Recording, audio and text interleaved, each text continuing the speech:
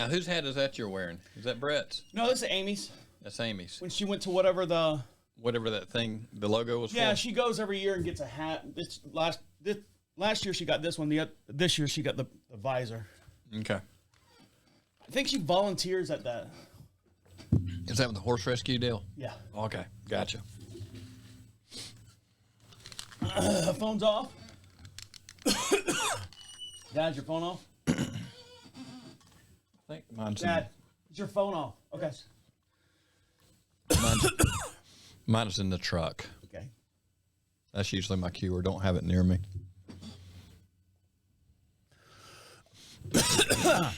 Yeah. Get everything out now.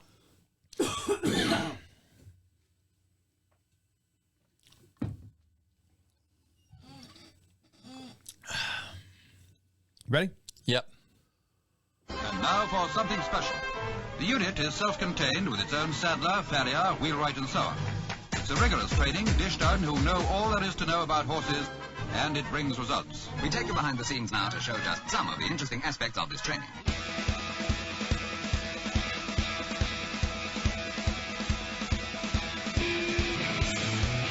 Welcome to Equine Dynamics with Mike Stein, the best podcast for creating sounder horses from the ground up. Mike Stein is a registered journeyman farrier with an APF 1 accreditation. On this week's episode, go behind the scenes in the racehorse world and what are poly horseshoes and does your horse need Aquatread hydrotherapy? All this and much, much more will be discussed here on Equine Dynamics with Mike Stein. And over to my far right hand side is Mike Stein. How are you? I'm doing good. How are you, Travis? Doing all right. So you just got back from the Land Rover in Kentucky. Yes, I did. A couple weeks ago, and now they just recently had the Kentucky Derby. Did you see the final call for the Kentucky Derby? I did. All right, and I did. And for everyone out there who listens to the podcast, for every podcast, we have a matching video as well. You can see me waving to Mike and Mike waving to me, and you can see this video. This is the last stretch of the last minute of the race for the Kentucky Derby, and it gets really intense. So here we go. Here's the call. Next after 3/4 in 1 minute 10 and 4/5 seconds, and now Epicenter comes splitting horses and is moving up quickly as Crown Pride takes the lead around the far turn. It is Crown Pride battling with Messier. They're stride for stride. Epicenter and Zozo's in behind them. Cyberknife swings up on the outside. Sandon gets the rail run, and they're into the stretch. Here comes Rich Strike. Messier, Crown Pride, then Epicenter is coming up on the outside. He's still 10 horses back. Yep. In the lead as they arrive into the final furlong. Sandon is coming after him. Epicenter. Look at that. Sandon. Boom. These two. Stride for stride. Simplification down the outside is next. They're coming down to the wire. Epicenter Sandon. Rich Strike is coming up on the inside. Oh my goodness. The longest. There he goes. Won the Kentucky Derby. There you go. Rich Strike is the winner of the 2022 Kentucky Derby and was all the way back. He was what was he, the long shot or something like that? He was like an 80-1. Jeez. 80-1. And in this scene right here, you can see he's definitely, I think there's 20 horses in the race. Right. And he was dead last. And he worked his way up through the pack. And you can see them, and as you're watching the video here, you can see him muscle through. And just the power and the exertion that this horse exhilarated through to pass all these horses and come around. And it's amazing. It was an amazing feat that he did. And there you go. 20-1. Or what he was? What was he? 20 out of 20 horses. He was the last one, and it was 80-1 that he actually ended up winning the race. So what does it take to do that, Mike? I mean, outside of what makes a horse 80-1 as far as 3-1. I mean, I know there's several different races. There's up to like 36 different races for the road to the Kentucky Derby, right? And it's a point standing and stuff. It is a point standing, and your bookies and all are figuring out the odds. Right. It depends on where they're placing and how effective they are on the road up to the Derby. So I know there's some people in the horse community that look down upon horse racing because most of these horses are 2-3 years old. I mean, they're barely. Those are 3-year-olds. So is it always 3-year-old horses, or can it be? The Derby, the Triple Crown races are going to be 3-year-olds. Okay. And a lot of people say that the way they train the horses and the regimen that they go through is so intense that the horses don't live long or much longer after they've expelled their career as far as doing the horse racing. Yes, you do hear that. And, you know, I've got a 19-year-old horse that has been through some stuff that recently a client kind of brought back. We kind of eased off of him for a year or two. And he just won a prelim, wasn't a real big one. And he came off the racetrack. And he's still out there chugging along, and he thinks he's supposed to go do his job. So there are plenty of them out there that have gone on from the racetrack to have other careers. In fact, I worked at an outfit for a while that was doing some rehab to get these horses placed out in the show ring and competition. They were looking at, most of them went towards being event horses. And a lot of times, you know, if you get any kind of, you know, stature in the horses, you're just making them baby makers, or you're selling the sperm or anything from them. They become a valuable asset as far as continuing that bloodline through the horses and stuff. Right. Yeah. All right, guys, well, stick around. We're going to dive into, actually get into more of the horse racing world and what it takes to actually to shoe the horses. I'm going to ask Mike what his opinion is as far as what shoes were on those horses out there in the Kentucky track. Stick around. You're listening to Equine Dynamics with Mike Stein. He'll be right back. It's that time. Yeah.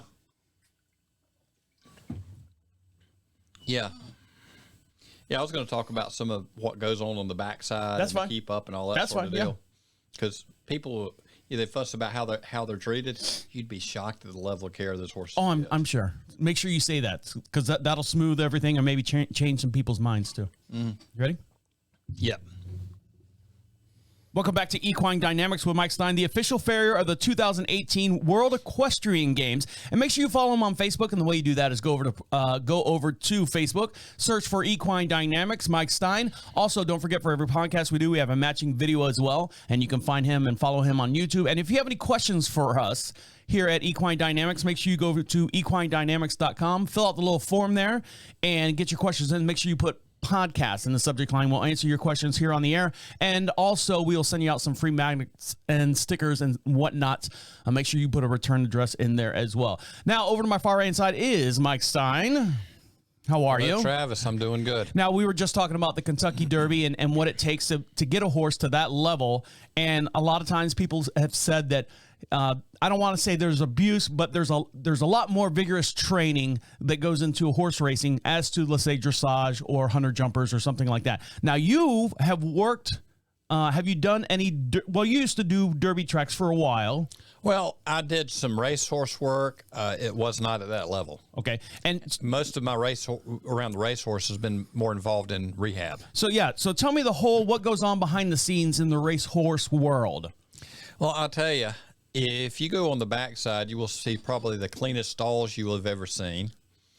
They have grooms that are going to be assigned to horses. As far as keeping these horses checked over, clean, if the legs need to be wrapped, they know their business. And if there's anything off, you've got a lot of horses coming in and out, so they're going to be pretty quick to check to see if there's any problem. They'll, we may need to take temperature or horse, check heart rate, check whatever need be to make sure everything's in proper parameters. And the funny thing is, believe it or not, horses expect this. And when they get to that certain level, they expect, hey, my horses or my stall's not clean. I mean, they know exactly what's expected of them and what they expect out of all their trainers and all their handlers and everything at the same time. I don't want to say the horses are kind of snooty, but when you get to a certain level, a horse knows its job. It knows exactly what it's supposed to do. Sure they do. If something's not right, there's there's a blanket flying in the air or a flag that's not flying just right or something like that, and it's catching the horse's eye and it's not used to seeing that. That's, it makes them triggered. It makes them out of their game. Right. But you do not get to that level by not taking very good care of your horses. As far as the rules and regulations on when they start running them, well, that, unless something changes the regulations on that, well, that's what they're doing. So are they starting a horse at 1 year old to start training them for the Derby? Or when do they start training them for the Derby? They're going to be older than that. Okay. They're going to be older than that. Because technically you can't break a horse until it's 2 years old. Is that the rule of thumb as far as breaking a horse to putting a rider on him? Give or take. Okay. It kind of depends on what the knees look like. If the if the joint's closed in the knees as much as anything. But, letting a horse mature out some is not a bad deal. And it's amazing that even if you break a horse at 2 years old and you're turning around, you've got 1 year, and these horses are 3 years old, and they're running these magnificent races, these high energy impact races at 3 years old. So they literally technically have a year and a half to train for that one race. Well, not for that one race, but Now, there's a few up there, and they're always in physical conditioning. The fitness level of these horses is way up there. You're not going to go in people's barns and see horses that have been maintained like this with this kind of fitness level. And that's been done for a long time, and people have learned how to properly condition a horse. You can't break them. If you shove them over the edge and break them, well, they can't run, they can't win you money. They're fed well, they're groomed well, they're probably fed multiple times a day. It's to proper utilization of feed, and they're not cutting corners on anything. Now, you can remain anonymous to the people that you're going to talk about, even if you're going to talk about them. Have you seen anything nefarious? Because you always hear about horse racing and, them putting cocaine in the horse's food, or so. You always hear about these, ins and outs to get around certain things that make the horse run faster. Have you come across or know anyone that's come across anything that's nefarious? I've heard a lot of stories. Yes. Someone told me. I've not seen it. They pull blood on these horses. They're very well regulated, and they have certain time windows that you're allowed to do certain things. And if you're outside those time windows, they're going to see it, and you're going to get scolded very hard for it. Maybe pulled out of racing for a while. So, like, if your horse required some kind of steroids for some kind of muscling condition, but that steroid has to be gone out of the horse by a certain time. Well, I don't know that anybody I know is using steroids to build the muscle. Well, I mean, just for pain, don't they use steroids for pain as well? Right. There are times they use pain management, I'm sure, and there are. Those horses have to check out clean to go race, or you want them to, after the race, if they check them post race or pre race or post race, they need to be, the blood work needs to be good. Everything needs to check out. They're looked at. They're under a microscope. God, it's so intense. Now, what else goes on behind the scenes as far as caring for the horses that you've seen on your end as far as shoeing them and stuff? Well, these horses probably, as far as being shod, are no more than about 30 days. There's some talk about shoeing regulations changing. We'll see what's going to happen with that as far as where that goes. And that's with putting the grip bar or something that goes on the shoe. That there's been some talk about eliminating traction devices. Traction, that's what I meant to say. The other end of it is, are we going to cancel some races if the tracks are too wet and sloppy? Because there's times that horses have been injured because of slide slips, that sort of thing, and they need some traction, a little bit of traction on certain conditions. Now, the Kentucky, I'm new at this, so the Kentucky track, is it clay? What is that track made out of? Do you remember? I looked at they build a track from the base up. There's a lot of sand in the surface. I had my hands in the track over at Keeneland a few weeks ago. I think most of the tracks now are probably natural turf. They kind of went towards the synthetics, and then a lot of them have backed off the synthetics, from what I understand, talking to some of the people that I know in the business. I spoke to a farrier friend of mine in Florida that was doing a lot of race horses at one time, and he said pretty much everybody's gone back natural. Now, do they race at the same track every year at the Kentucky Derby, or is it a different track every year? Is it the same location, I should say? Same location, yes. Yeah, just different material. Horses. The thing with the track surface, it changes so much with weather. Yeah. So it's not exactly the same surface every year. So these horses here, it would be lovely if it was. Yes. So these horses here, steel shoes, aluminum shoes. They're running an aluminum racing plate, most of them. There are some poly shoes in there, some synthetic shoes. Like a resin shoe? Really? There are a few different things that have been run. Yes. Huh. I didn't even know they had well, I'd say I didn't know, but I guess you can do anything with it. You can do a lot. There are some that are put on with some adhesives. If you've got some bad-footed horses, you have to be able to keep their feet good. And I tell you, these guys that are working on these horses at that level, for the pressure they're dealing with, there's some incredibly good farriers, and they keep these guys going. You hear a lot of stuff about ex-track horses. Look what these track farriers did to their feet. But I'll tell you, if they are not kept up, their feet are done on a shortened schedule, shorter than what we would for riding horses. You keep things dialed in tight, and they run. If their feet are terrible, they don't run. Simple as that. All right, guys, stick around. When we come back, we'll talk about some poly horseshoes. You're listening to Equine Dynamics right here with Mike Stein. Stick around. He'll be right back.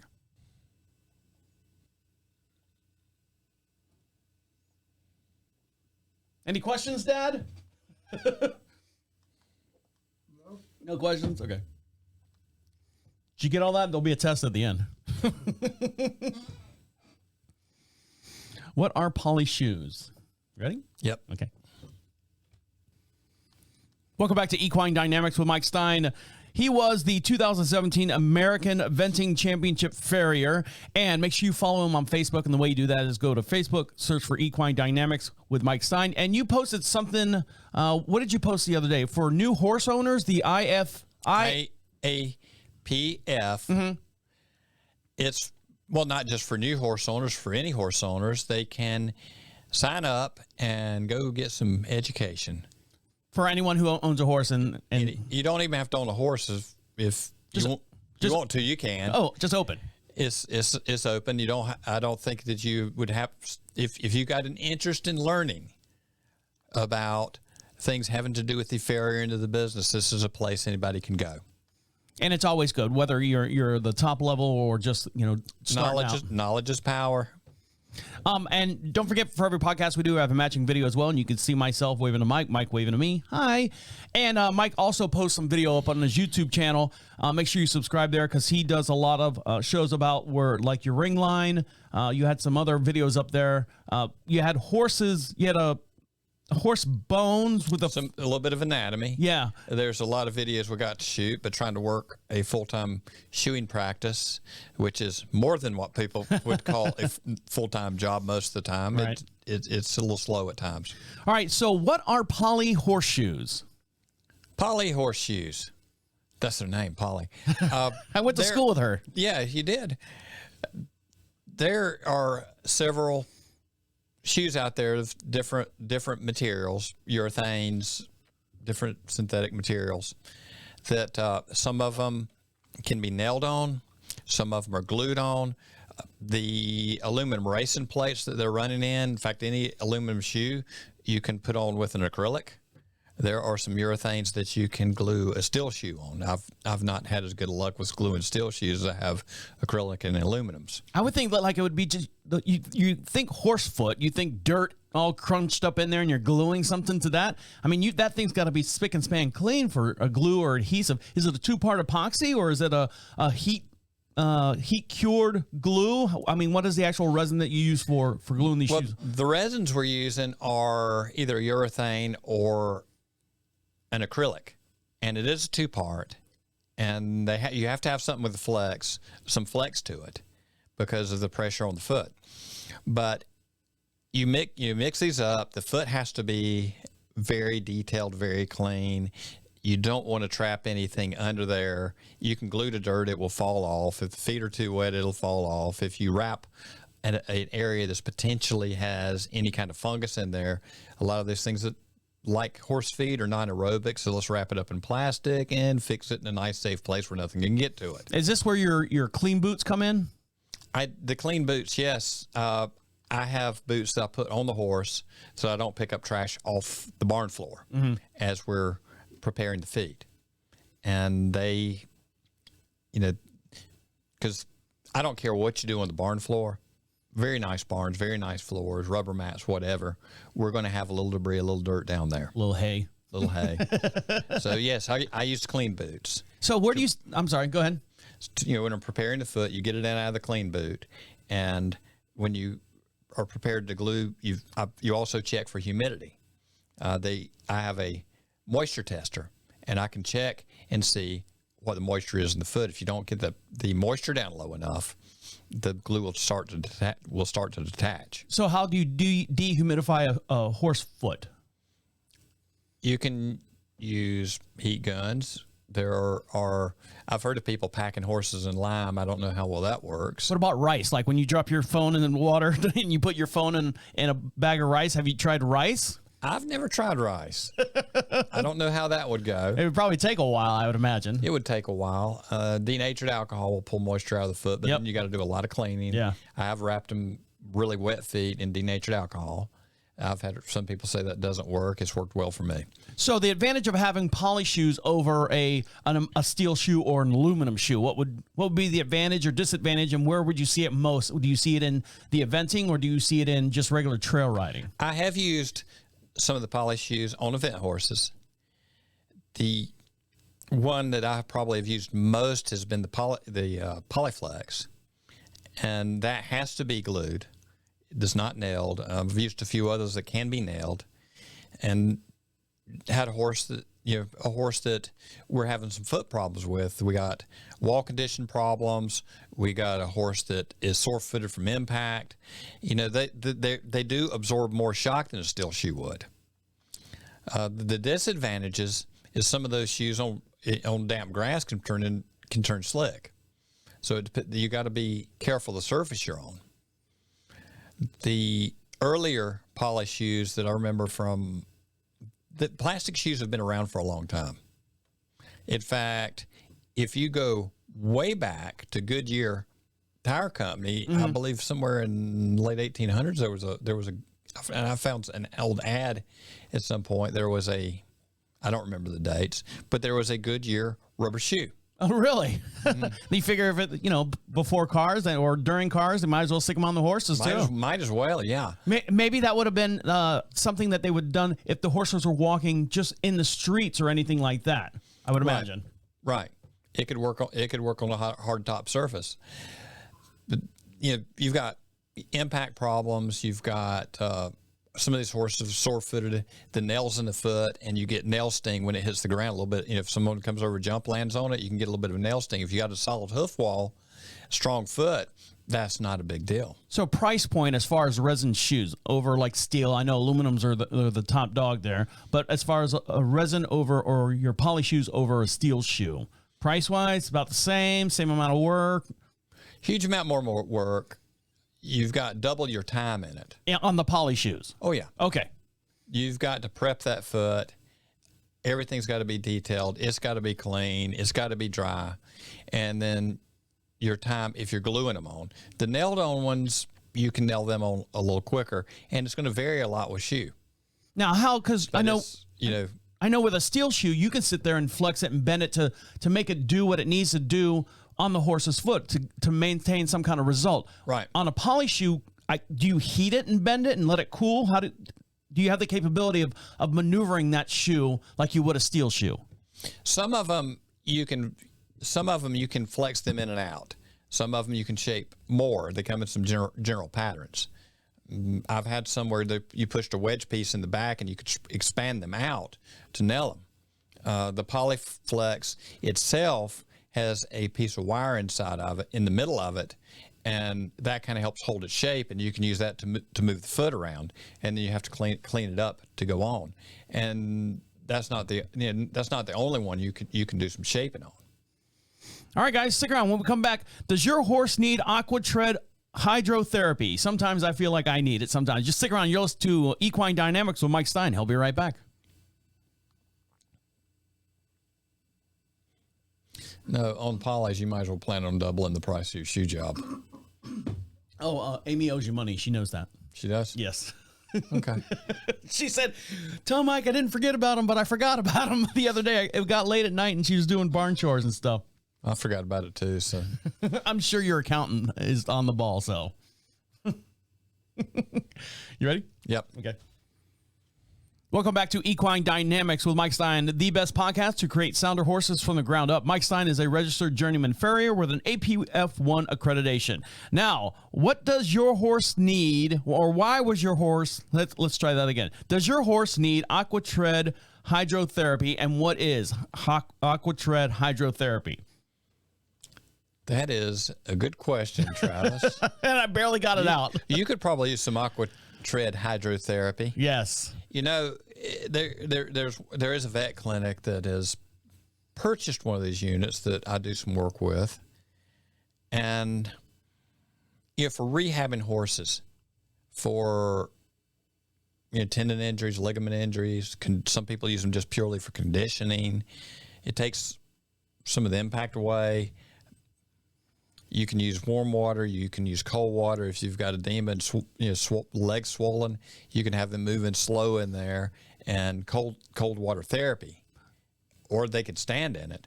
But they're kind of a spa for a horse. So here's a brief description. An underwater treadmill therapy utilizes physical properties of water in a therapist-controlled environment to assist for recovery and rehabilitation of patients after surgery, during or when treating degenerative conditions, and it also assists in restoring normal functions and movement, as indicated from osteopathic conditions, neurological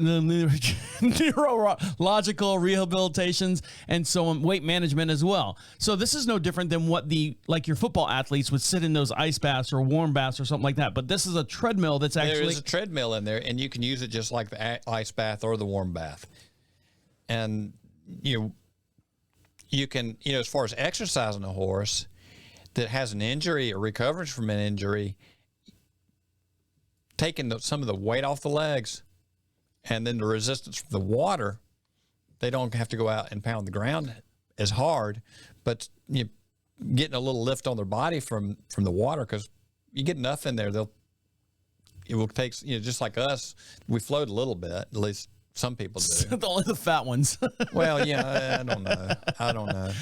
But this is no different than I've seen cross-country trainers. Actually, they have one that wraps around their waist, and they are running in water at the same time. They make one for actual long-distance runners as well. So now they've got anything with a horse on. Of course, you can slap a big old dollar bill sign on there, and you can charge anything you want. So this thing has a motorized incline and also emergency stop, working platform, large water storage tank, filtration and sanitation, because you're going to have to think it's going to get cloudy in there. It's going to have some kind of dirt in there. Right. So the main thing is this is to rehabilitate a horse after surgery or cooling down, let's say after running the Kentucky Derby or any kind of strenuous activities. It's a spa. It's an aqua spa for a horse. Yeah, it is. And I've seen horses standing in barrels up to their shoulders with ice water in them, and horses will get used to that and they'll step into it after some hard work to take care of your tendons, ligaments, and all that in the lower leg. So you said that you know a vet that's getting one of these? Yeah.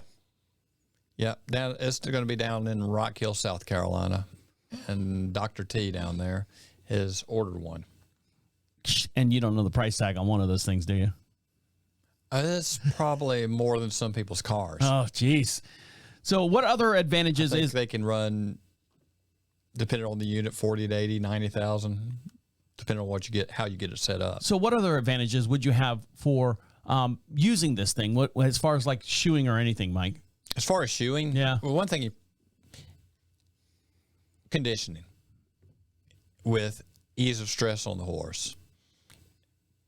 Heat to warm muscles, cool to take care of swelling, depending on what your objective is. As far as shoeing horses, it's not going to help me shoe a horse. But it will help recondition a horse from an injury. And we've got a lot of things we can do these days to get horses back out and function in society and being productive citizens. All right, guys, stick around. We got one more little segment, and we'll let you get back to enjoying the rest of your day. You're listening to Equine Dynamics with Mike Stein. He'll be right back. Yeah, I really didn't have a whole lot of info on that, Mike, so that kind of fell short. Sorry. That's okay. Some days we do that. Well, I figured you and your wife talk about these things. So I just kind of throw it out there, and if I got questions, Right. we'll go from there.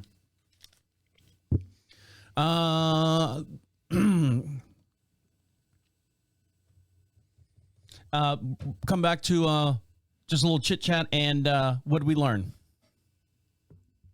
Good? Mm-hmm. Okay. Welcome back to Equine Dynamics with Mike Stein. Make sure you follow him on Facebook, and the way you do that is go over to Facebook, search for Equine Dynamics Mike Stein, and you can see all the stuff that he's been posting up there. He's posted some stuff up there from the IAPF. For those of you, IAPF. I'm sorry, IAPF, which stands for the International Association of Professional Farriers. There you go. Thank you very much for alliterating that for me. And there's a little class that you can take for new horse owners or just horse owners in general if you just want to educate yourself a little bit more. And make sure you also follow him on YouTube. Mike's been posting a bunch of videos up there. And don't forget, for every podcast we do, we have a matching video. You can see us here in the studio. I'm waving to Mike. Mike's waving to me. And you can also see the clip of that horse, the Kentucky Derby. It's an overhead drone shot. And you can watch Rich Strike come up all the way from the back of the pack and work his way up to actually winning the Kentucky Derby. 80-1, Mike. $1,000. Nice. And worked his way through traffic, got a couple of good breaks in there at the right time. He was kind of, for a little while, trapped, but he got through there. Yeah, you put $1,000, you walk away with a cool 80 grand, I Right. assume. If you don't get Right. robbed on the way out. All right, Mike, what did we learn today? Going behind the scenes of the racehorse world, I've heard bad stories about the racehorse world, but you've seen nothing but good because these horses are treated like champions, no matter what level they're on. They have to be taken care of to do their job. They're, I'm not going to say there's not some people out there that are not doing right by the horses, Right. because that happens in every discipline. But to go to the top, you got to treat them like you're going to the top. And what are poly horseshoes? And you said that, and the price, you said that was double the price as far as the. Well, you got, it's easy to have $100 or more in the materials if you're doing adhesives. You've got double the time in detailing at least. Do they last longer or no? Like sessions in between, like your steel shoes you do every 4 to 6 weeks. Do resin shoes or poly shoes? Could they last a lot longer in between? Well, you've still got the same kind of hoof growth patterns, Yeah. and that's part of the reason that you do them at the cycle that you do. For your performance horses or with therapeutic. There are horse people that will go longer on a shoe job, but it is, and every horse is going to vary a little bit. If I got a very slow growing foot, I might want to let it go a little further. And If I've got a horse that's growing a lot of foot, well, you adjust there. And does your horse need Aquatread, hydrotherapy, and any advantage of using that or finding someone that has that? What's the advantage to using that? Rehabbing from injuries. I've had horses I work on that have tendon ligament strains that have used Aquatread, and has definitely helped prepare them to start bearing load and coming back to work. So you can help your horse out. All you have to do is go buy one. Or find a friend. It's like in Florida. Find a friend that has a pool. Find a friend that's got a boat. Find a friend, if you get in the horse world, has a Aqua hydrotherapy treadmill. Or a pond. Or a pond. You could do that as well. All right, guys, we'd like to thank each and every one of you for listening to us, downloading us. Make sure you follow Mike Stein over on Facebook and also on YouTube, and get your questions in. We'll answer them right here on the air. The way you do that is go to equinedynamics.com. At the top of the page says contact. Fill out that little form there. Get your questions in. Make sure you put podcast in the subject line, and give us a return address so we can send you out some magnets, some stickers, and a whole bunch of other good stuff. And don't forget, May 28th, we are going to be down at the Ag Center. Union County Ag Center. Between the whole show is 9 to 3. Mike, what time are you going to be there? I'm going to get there well before that for setup. Okay. I'll be there by 7:30 or so. Oh, geez, I'm not going to get there that early, but I'll get there later on, probably closer to the 10 o'clock hour, and Right. I'll spend a couple hours out there. Are you able to do you know what time you're going on stage? Do you know your time for? You'd think I would, wouldn't you? Well, if anything, we're going to bring up the whole setup out there, and we'll do a little show. Feel free to come by and stop by our booth, and we'll hand you out some magnets, some stickers. We'll do a little live show out there as well. All right, guys, we'd like to thank each and every one of you for downloading us. We'll let you get back to enjoying the rest of your day. enjoying the rest of your day. On behalf of Mike Stein over there, my name is Travis Holmes saying, Have a good day. see you next week. There you go. Just close your eyes and dream. That's it, Dad. Dream of How'd we do? someone. Do I fall? Yeah, you can applaud now. How much do we have to pay for an applause? Yeah. Good night, Ned. I tell you, Good night, Ned. I'm not. Good night, I'm Ned. not expensive, but I'm reasonable. Okay.